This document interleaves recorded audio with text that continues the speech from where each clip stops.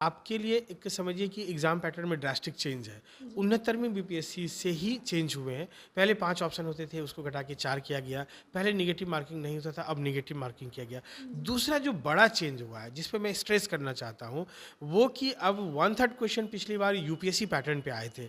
UPSC pattern का मतलब कि उसमें स्टेटमेंट बेस्ड सवाल होगा कि 3-4 स्टेटमेंट होंगे, फिर आपका चॉइसेस होगा। हाँ, बिल्कुल मैं चुनाव लड़ूँगा और लोकतंत्र के लिए हमारा जो चुनाव लड़ने का मकसद है, आप जानिए कि 2 शब्द मैंने खुद कॉइन किए हैं।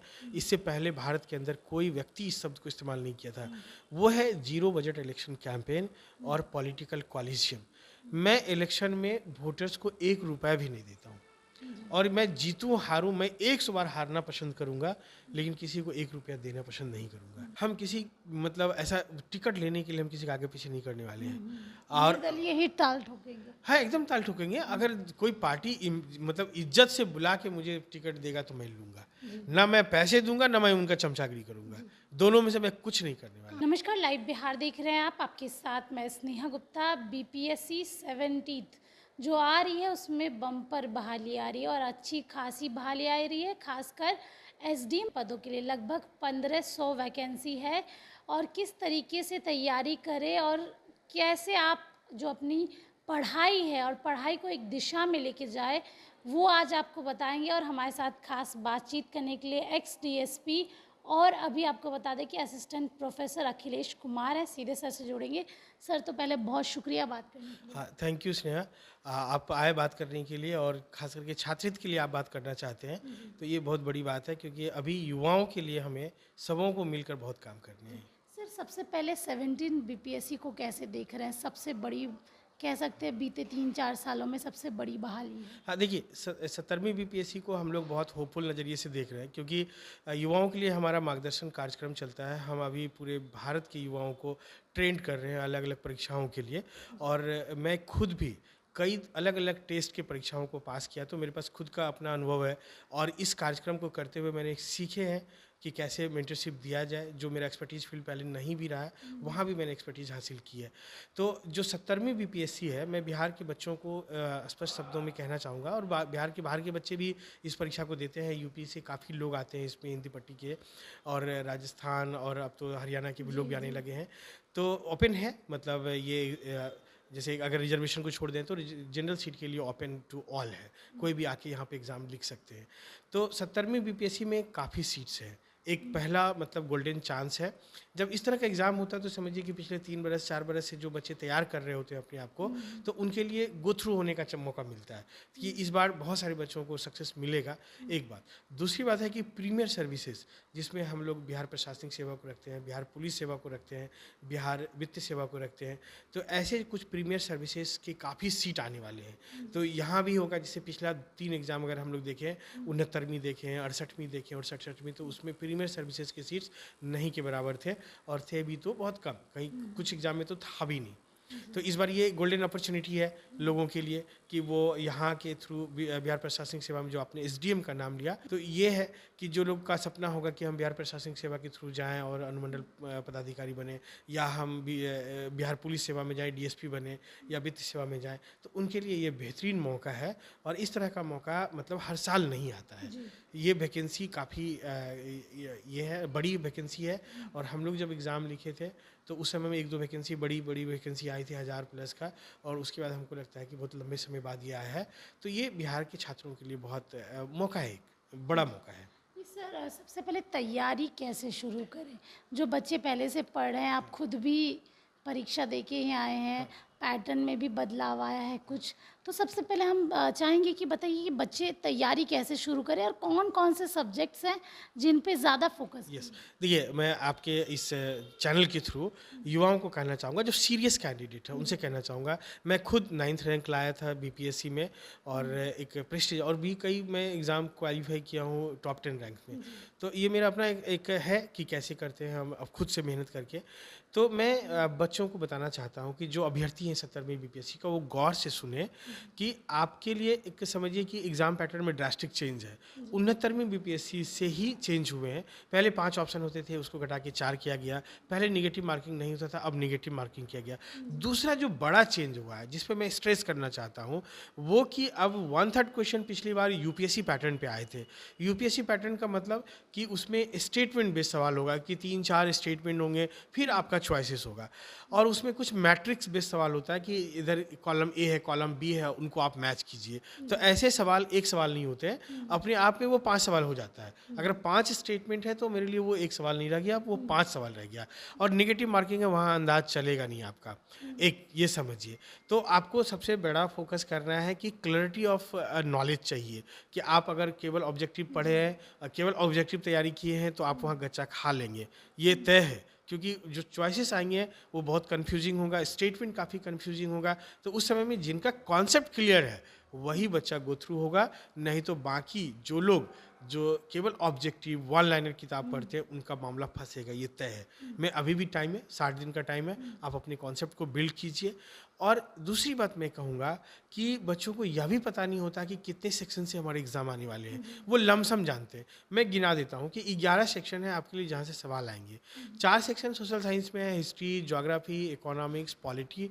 4 सेक्शन साइंस में है, बायोलॉजी है, फिजिक्स है, केमिस्ट्री है। और चौथा सेक्शन में 3 चीज़ों को इंक्लूड करते हैं हम, इंफॉर्मेशन टेक्नोलॉजी को इंक्लूड करते हैं, वहाँ स्पेस को हम इंक्लूड करते हैं, और डिफेंस को करते हैं। जो साइंस से जुड़ा हुआ प्रोग्राम्स होते हैं वो जुड़े हैं। तो 4 आपका साइंस में हो गया, 4 आपका सोशल साइंस, 8 हो गए।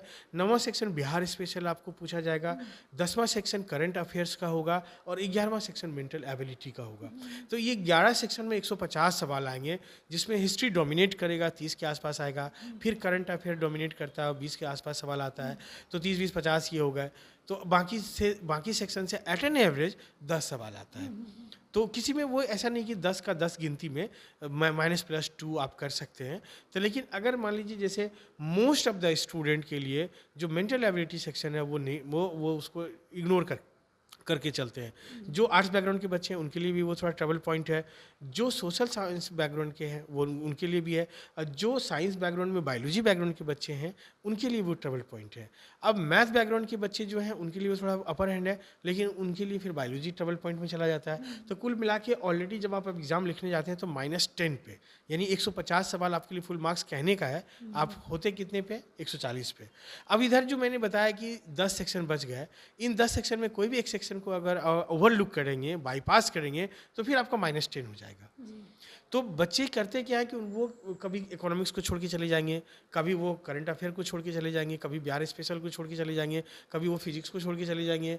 तो ऐसा 1-2 सेक्शन वो क्या करते हैं, बाईपास करते हैं, ओवरलुक कर जाते हैं उसको। तो उसका दुष्परिणाम क्या होता है कि अगर 2 सेक्शन, मैं गारंटी के साथ कहता हूँ कि बच्चे जो सुन रहे हैं वो जानते भी होंगे, 80% बच्चे 2 से 3 सेक्शन ओवरलुक करते हैं, बाईपास कर जाते हैं। तो उनके लिए समझिए -30 फिर हो गए। तो 100 मतलब 140 पे ऑलरेडी थे वो फुल मार्क्स पे, अब 30 उसमें माइनस कीजिए, 110 पे एग्जाम लिख रहे हैं। 110 पे एग्जाम लिखेगा तो एफिशिएंसी कितना होता है, 60%, 70% जाएगा। तो इसीलिए वैसे बच्चे जो सीरियस कैंडिडेट है उनकी मैं बात कर रहा हूँ, जो नॉन सीरियस है उनका तो बात ही नहीं कर रहा हूँ। तो अब वो समझिए कि जब वो जाएंगे एग्जाम लिखने के लिए तो क्या होंगे, बहुत क्लोज जाके रुक जाएंगे। तो मैं आपके चैनल से सभी सीरियस अभ्यर्थियों को रिक्वेस्ट करूंगा कि आप इन 11 सेक्शंस को इंडिविजुअली रिवाइज कीजिए। आप देखिए लिख कर डायरी में कि आपने सारे सेक्शंस को रिवाइज किया या नहीं किया। अगर ऐसा करेंगे तो आपका बहुत मजबूत स्थिति होगा। सर एक सवाल ये भी है, जब आपने ये एग्ज़ाम पास किया था उस दौरान कैसा पैटर्न था और अभी के पैटर्न्स में क्या डिफरेंसेस आ गए? देखिए हर एरा में एग्ज़ाम अपने उस एरा के हिसाब से टफ होता है। हमारे पास रिसोर्सेज इतने नहीं थे जितने अब हैं। सिलेबस सेम है, सिलेबस में कोई बदलाव नहीं आया। एग्ज़ाम पैटर्न में जैसे हमारे यहाँ नेगेटिव नहीं था तब, अब नेगेटिव आ गए। 4 चॉइस तब भी था, 4 चॉइस अब भी है। इन बिटवीन 5 चॉइस एंट्री हुआ, लेकिन हमने जब एग्ज़ाम क्वालिफाई किया तो 4 चॉइस ही थे।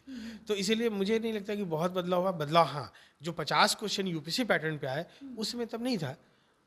और अब ये हो सकता है कि 50 से इस बार एग्ज़ाम में 60 हो जाए, 70 हो जाए यूपीएससी पैटर्न के सवाल, तो एग्ज़ाम और थोड़ा टफ हो जाएगा और जो कट ऑफ है थोड़ा और नीचे जा सकता है। सर प्रीलिम्स के लिए अगर हम बात करें, कुछ कुछ बच्चे होते हैं जो शॉर्टकट चाहते हैं कि मतलब ये सब्जेक्ट पढ़ लें जिस्ट हो जाए और तैयारी कर ले। तो ऐसे कौन कौन से सब्जेक्ट्स हैं जो प्रीलिम्स के लिए इम्पोर्टेंट है? और निबंध आजकल बहुत ज़्यादा टफ हो गया है, लोगों को दिक्कत भी हाँ, काफ़ी आती है। देखिए, मैं तो अभी गिनाया ना कि 11 सेक्शन है, कोई भी सेक्शन छोड़िए मत। छोड़ेंगे तो आपके लिए ट्रबल। इसलिए मैं किसी को ऐसा नहीं मानता हूँ कि वो उसको करके चले जाएँगे तो हो जाएगा। एक ज़माना था कि लोग हिस्ट्री से 40 सवाल आते थे, 50 सवाल आते थे, वो कर लिए, 2-3 सेक्शन कर लिए तो उनका 70-75 पे सिलेक्शन होता था। तो अब वो नहीं है। सिलेक्शन कटअप भी ऊपर जा रहा है, बच्चे काफ़ी संख्या में अपेयर हो रहे हैं, काफ़ी ट्रेंड बच्चे हैं। तो अब ये कोई सोचेगा कि केवल ये सेक्शन इम्पोर्टेंट है, उसको हम करके चले जाएँ, वो फेल होगा तय है। और निबंध जो है वो प्री में नहीं आता, मेंस में आता है। तो निबंध के लिए तो अलग से आपको एक सेशन करना होगा। मैं बताऊंगा कि एक अच्छा निबंध कैसे लिखा जा सकता है, उसके लिए हम कैसे तैयारी करें, कैसे हम सब्जेक्टिव किताबों को पढ़ें और हम कैसे पेपर मैगजीन का इस्तेमाल करें तो हमारा निबंध जो है अच्छा होगा। तो उसके लिए एक अलग से सेशन करना होगा हम लोग। सर, ये तो थी पढ़ाई से जुड़ी एजुकेशनल बातें, थोड़ा सा पॉलिटिक्स पे भी आ जाते हैं। आपने अररिया से 2019 में चुनाव लड़ा था, अगले साल विधानसभा चुनाव है, क्या विधानसभा चुनाव लड़ने की कोई तैयारी? हाँ, बिल्कुल मैं चुनाव लड़ूंगा। और लोकतंत्र के लिए हमारा जो चुनाव लड़ने का मकसद है, आप जानिए कि 2 शब्द मैंने खुद कॉइन किए हैं। इससे पहले भारत के अंदर कोई व्यक्ति इस शब्द को इस्तेमाल नहीं किया था। वो है ज़ीरो बजट इलेक्शन कैंपेन और पॉलिटिकल कॉलिशन।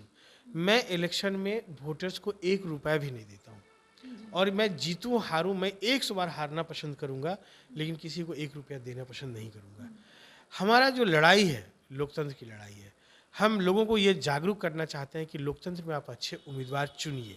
जो पॉलिटिकल सीलिंग किया गया है, घेराबंदी किया गया है कि बिना पार्टी का लोग चुनाव नहीं लड़ सकता है, बिना पैसा का चुनाव नहीं लड़ सकता, बिना जात धर्म की चुनाव नहीं लड़ सकता है, बिना किसी पार्टी से टिकट लिए चुनाव नहीं लड़ सकता है। इन सारे जो सीलिंग्स है मैं उनको तोड़कर चुनाव लड़ता हूँ और लोगों के सामने एक उदाहरण प्रस्तुत करता हूँ। मेरे कैंपेन को अगर आप फॉलो किए होंगे तो देखे होंगे कि उतना आइडियल, उतना एथिकल कैंपेन भारतवर्ष में शायद ही कोई चलाया होगा।